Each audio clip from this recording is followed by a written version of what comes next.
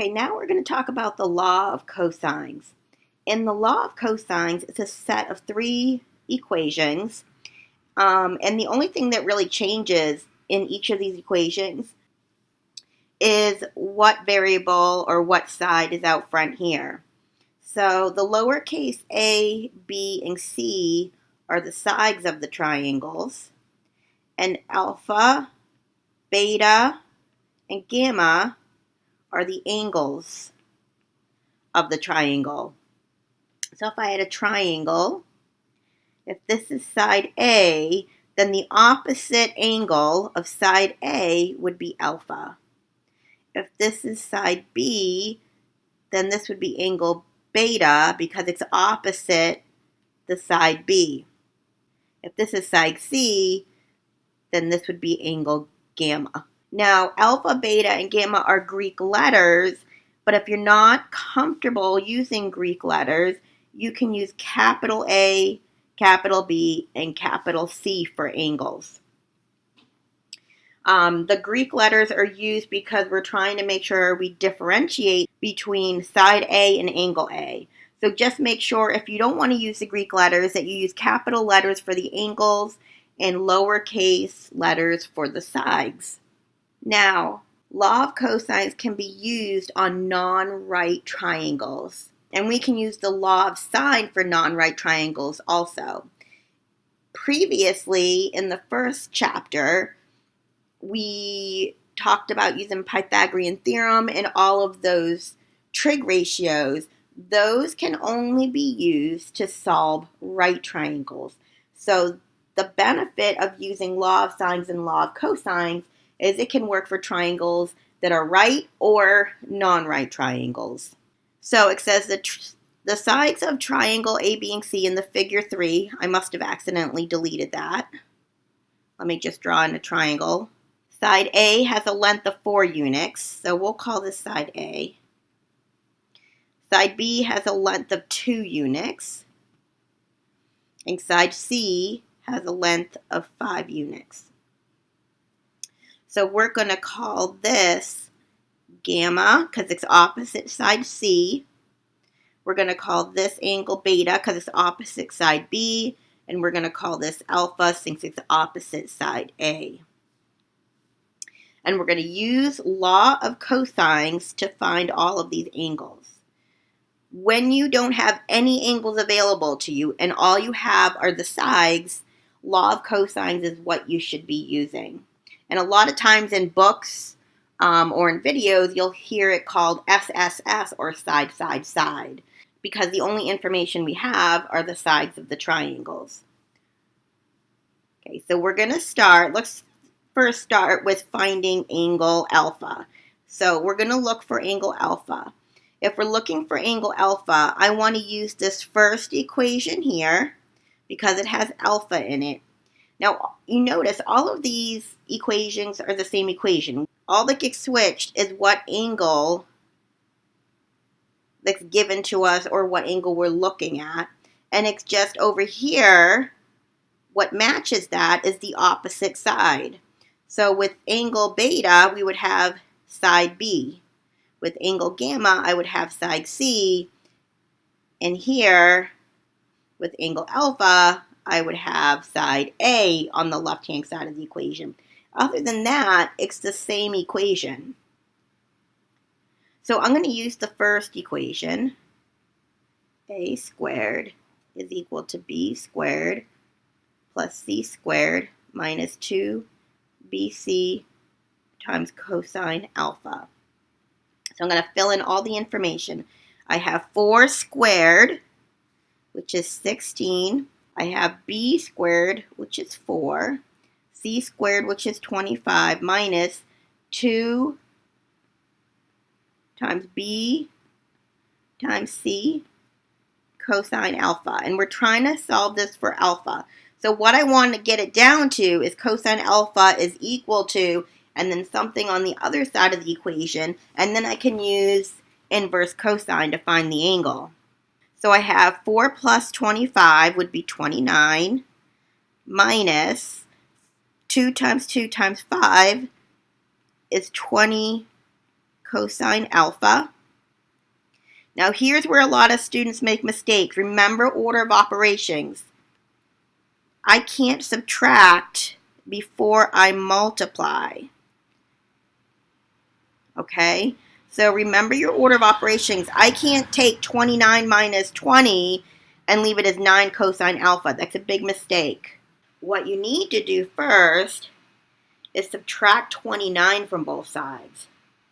So when I do that, I get negative 13 over on the left and minus 20 cosine alpha on the right.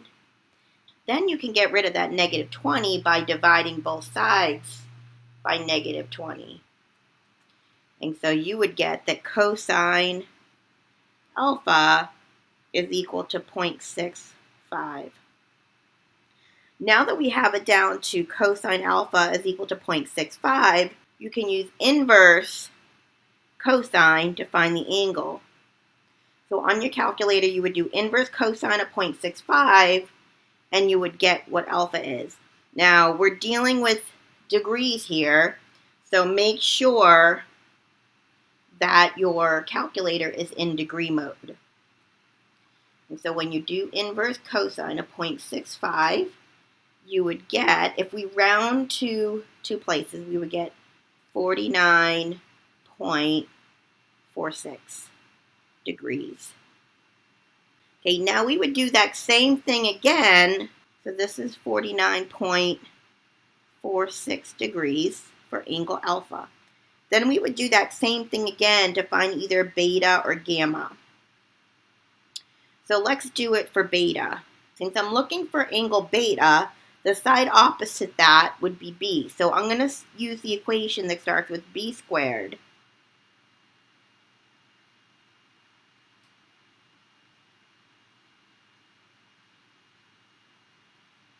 Okay, and I'm going to fill in all my information. B squared would be 4. A squared would be 16. C squared would be 25. And then I have minus 2 times 4 times 5 times cosine beta. That would give me 4 is equal to 16 plus 25 is 41.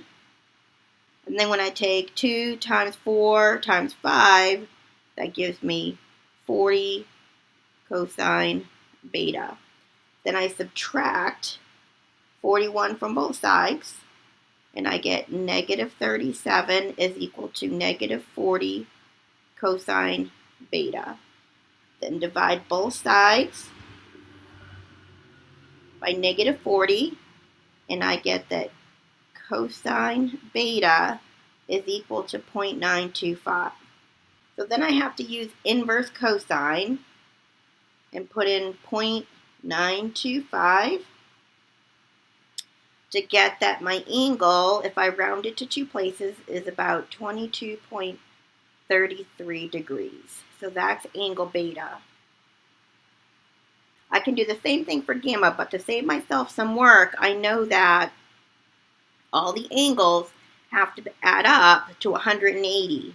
So if I take 180 and I subtract my angle alpha and I subtract my angle beta, I'll get what gamma should be. So I take 180 minus 49.46 minus 22.33. And I get gamma is 108.21 degrees. And that makes sense that that's the biggest angle, because remember, if this is the biggest side, this should be the biggest angle. Whatever the biggest side is should have the biggest angle opposite it. And whatever the smallest side is, the smallest angle should be opposite that smallest side. Okay, so we did an example of where we were given all the sides and we had to find an angle.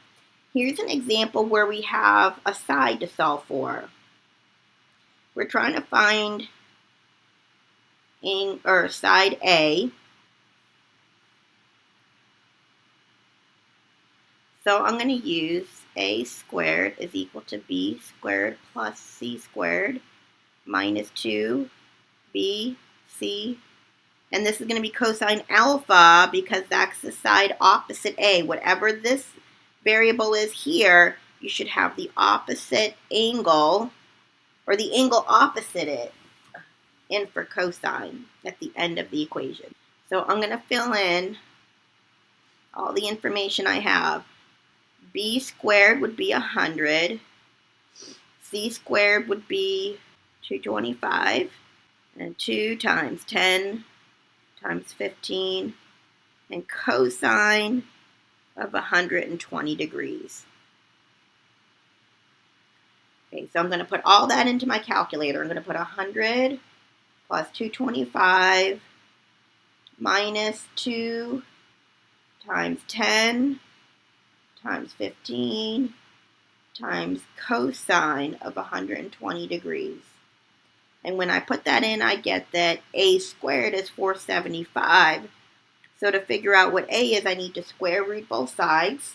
And when I square root it, if I round it to 2 places, I get that a is 21.79 units. So we found side a, and since a represents a length, it's not degrees, so I'm just going to leave it as a is equal to 21.79, and I can write units in here, but in this example it doesn't say if it's in inches or feet, so I'm just going to leave it as 21.79. Now if in the problem it told you what the units were, you have to make sure you label those. Okay, the next example is an application. It says 2 motorboats start from the same point. And it looks like in this problem we're going to be dealing with direction. So let me make a little compass here. So think of this as my north, south, west, and east. And we'll think of the origin as their starting position. And it says 2 motorboats start from the same point. One of them travels in the direction of north 30 degrees west at 45 miles an hour.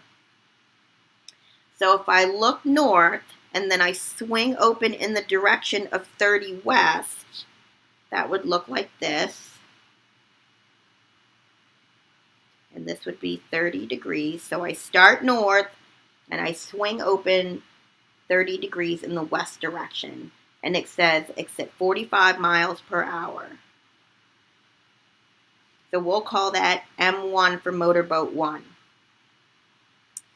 The other heads due east at 35 miles per hour. So due east would be this way.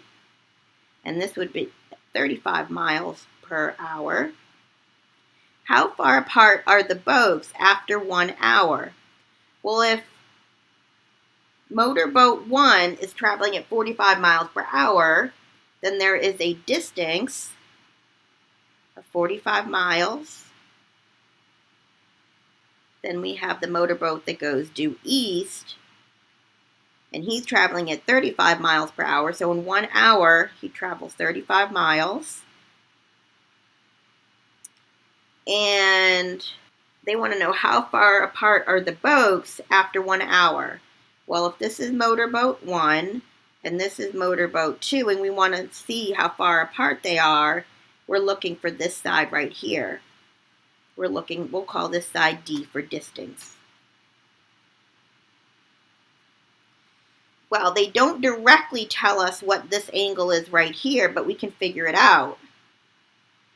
This angle is a 90-degree angle because from north to east, if he's going due east, that's a 90-degree angle. And then if the motorboat 1 swings open another 30 degrees, that would be 120 degrees. So even though they don't directly tell us that information, we can figure it out. So I'm going to call this angle D. So I'll use a capital letter D. And so my formula is going to be D squared is equal to 45 squared, which is 2025, plus 35 squared,